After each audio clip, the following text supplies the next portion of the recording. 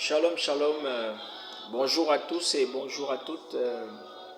Je fais cette vidéo aujourd'hui pour parler de l'église de Laodicée. L'église de Laodicée, pourquoi je le fais? Parce qu'en ce moment où nous sommes dans les temps de la fin, nous avons besoin d'être éclairés par la parole de Dieu.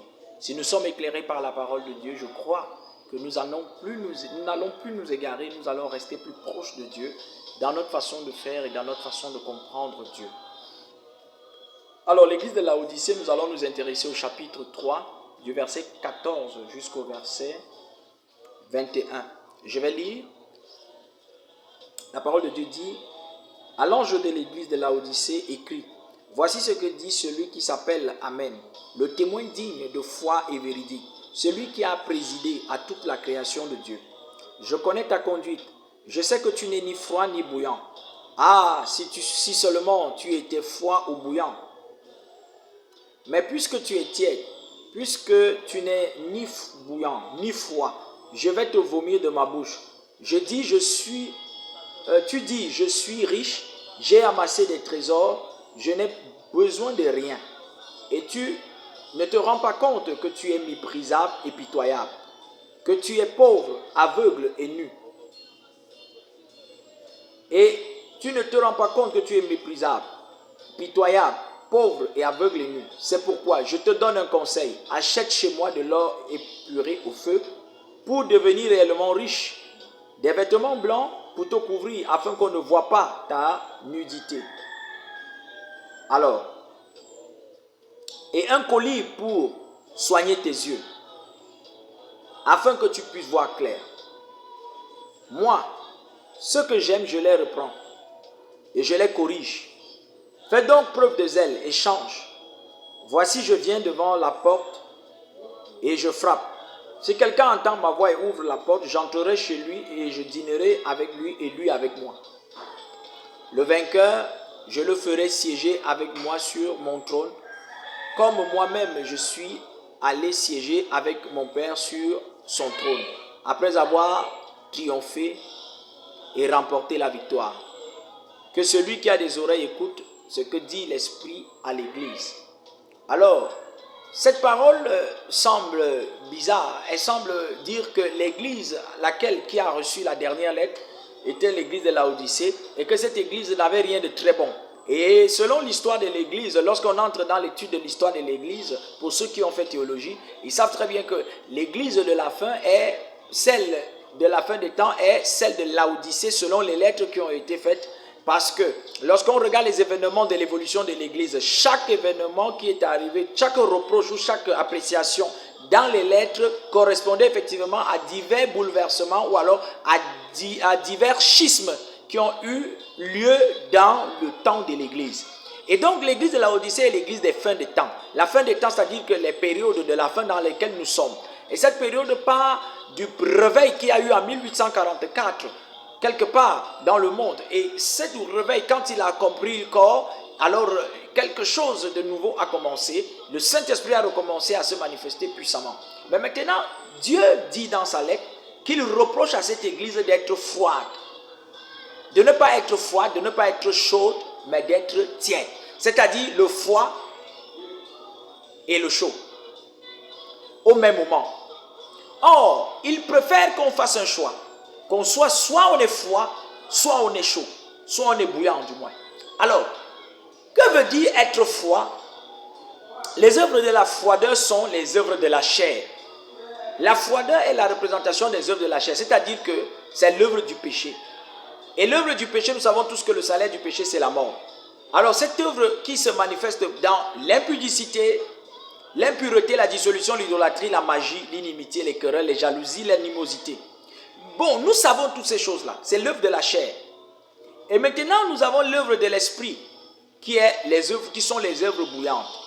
Et nous savons que c'est quoi? Les œuvres de la foi, c'est les fruits, la joie, la paix, la patience, la bonté, la bénignité, la tempérance, la douceur. Oui, toutes ces choses, ce sont les œuvres de la chair. Et ça veut dire quoi? Les fruits de l'esprit. Dans Galates chapitre 5, à partir du verset 17 à 22. Nous lisons toutes ces parties-là. Alors, Dieu dit, tu n'es ni bouillant, tu n'es ni froid. Et je connais tes œuvres. Oui, effectivement, bien-aimé, Dieu nous connaît. Dieu connaît l'église de la fin des temps.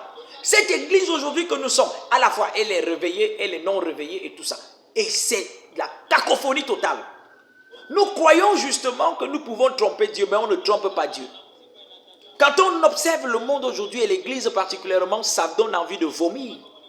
Quand Dieu dit dans sa parole qu'effectivement il va nous vomir, c'est parce que ça donne vraiment envie de vomir. On est tous dans l'apparence. Vous allez entendre aujourd'hui des prédicateurs vous dire qu'on sait qu'on est vraiment aujourd'hui dans le Saint-Esprit parce qu'on parle en langue. Combien de démons aujourd'hui parlent en langue dans nos églises et que nous n'avons même pas la possibilité de discerner que ce n'est pas le parler en langue. Nous sommes là remplis d'orgueil et nous pensons que nous avons toute la connaissance de Dieu. Mais pourtant, quand on part regarder nos œuvres démontrent que nous sommes parfois des fils du diable.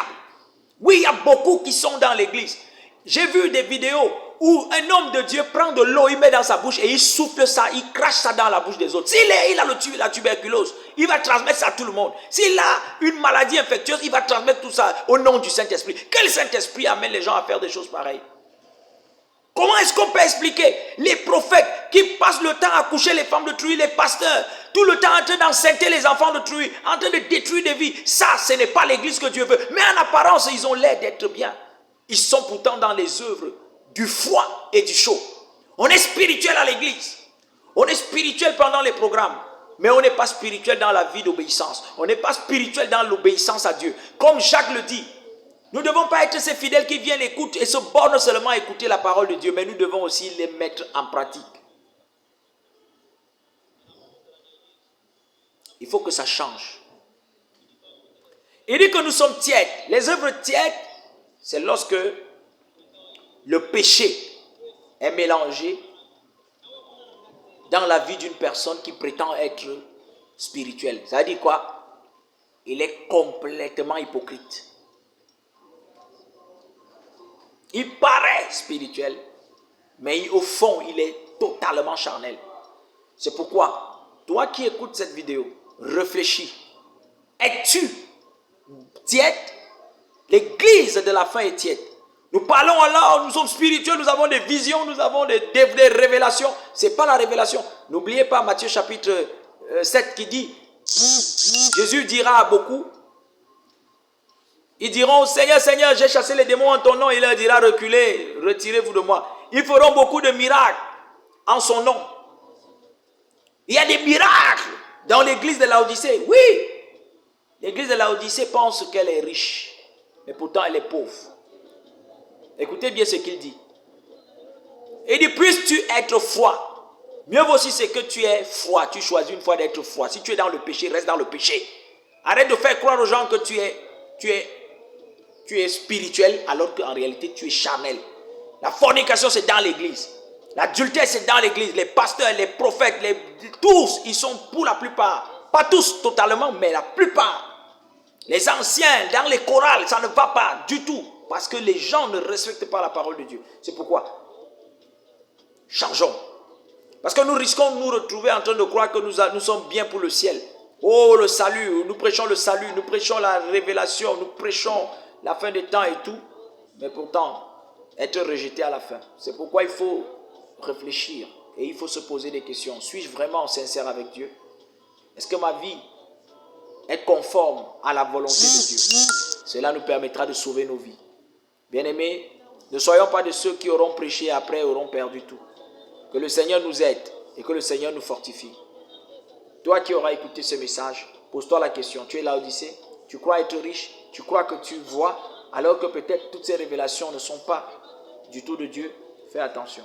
Tu peux croire que tu es dans le vrai, pourtant tu es dans le faux. Que le Seigneur te bénisse. Shalom.